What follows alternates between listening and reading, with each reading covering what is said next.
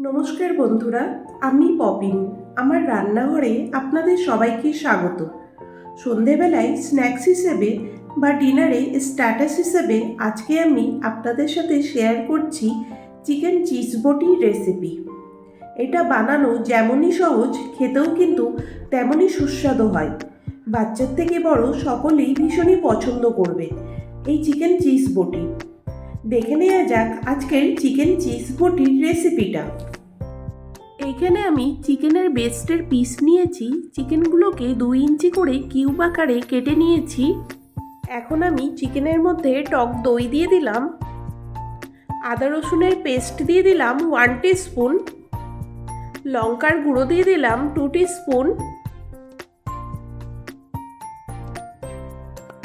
জিরের গুঁড়ো দিয়ে দিলাম 1 চা চামচ, ধনের গুঁড়ো দিয়ে দিলাম 1 চা চামচ, গরম মশলার গুঁড়ো দিয়ে দিলাম।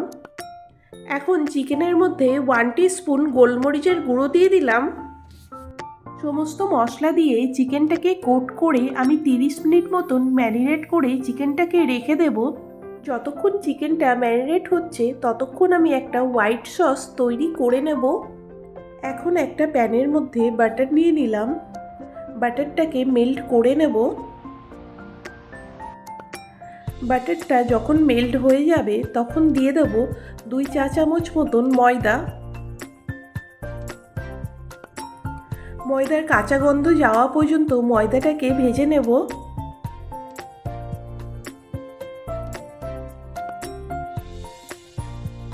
এখন দিয়ে দিচ্ছি অল্প অল্প করে দুধ। দুধটা একবারে দেবেন না, তাহলে ময়দাটা দলা পাকিয়ে যাবে।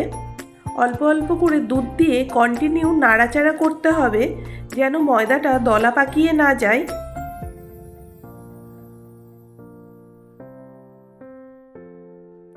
দেখেন সসটা আগের থেকে অনেকটা ঘন হয়ে এসেছে। এখন দিয়ে দিচ্ছি 1 টিস্পুন গোলমরিচের গুঁড়ো, দিয়ে দিলাম লবণ। কন্টিনিউ নাড়াচাড়া করতে হবে। যখন দেখবেন সসটা ঘন হয়ে গেছে তখন গ্যাসের ফ্লেমটাকে বন্ধ করে দেব। আমি আরেকটু সসটা তৈরি করে নেব।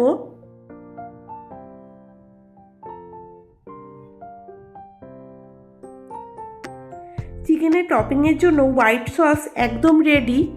এখন আমি গ্যাস অফ করে দিলাম। এখন চিকেনটা কুক করে নেওয়ার জন্য একটা প্যানে তেল নিয়ে নিলাম। আমি খুব বেশি তেলে রান্নাটা করছি না, 3 চামচ মতন তেল নিয়েছি। তেলটাকে ভালো মতন গরম করে নেব। তেলটা ভালো মতন গরম হয়ে গেলে ম্যারিনেট করা চিকেনগুলোকে তেলের মধ্যে দিয়ে দিলাম।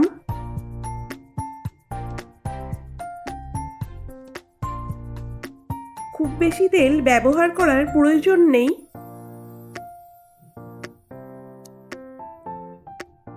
কেননা যখন আমরা চিকেনটা কুক করব তখন চিকেন থেকেই তেল ছেড়ে আসবে।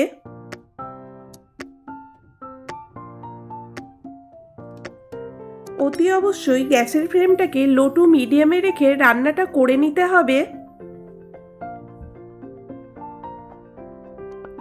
না হলে কিন্তু চিকেনটা সিদ্ধ হবে না।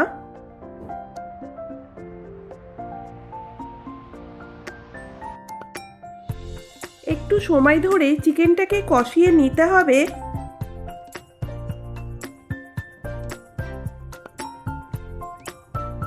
এখন আমি চিকেনের মধ্যে লবণ অ্যাড করে দিলাম। আমি প্যানটাকে ঢেকে আরও 5 মিনিট মতন রান্নাটা করে নেব। দেখেন চিকেনের থেকে জল বেরিয়েছে। 5 মিনিট পরে আমি ঢাকনাটাকে সরিয়ে নিলাম। আমি আরেকটু লবণ অ্যাড করে দিলাম। আমার চিকেনের মধ্যে লবণটা কম মনে হয়েছিল, এই জন্য আমি একটু লবণ অ্যাড করে দিলাম। লবণটা আপনাদের স্বাদ অনুসারে ব্যবহার করবেন। চিকেনটা কষাতে কষাতে জলটা শুকিয়ে নিতে হবে।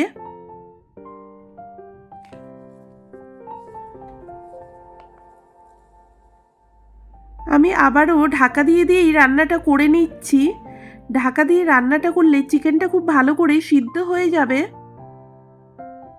চিকেনের জলটা শুকিয়ে নেওয়ার পরে হোয়াইট সসটা তৈরি করেছিলাম, হোয়াইট সসটাকে চিকেনের উপরে দিয়ে দিব।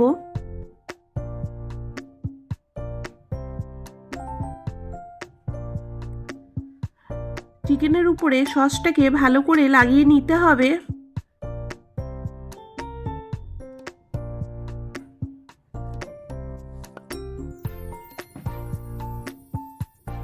এখন দিয়ে দেবো চিজ।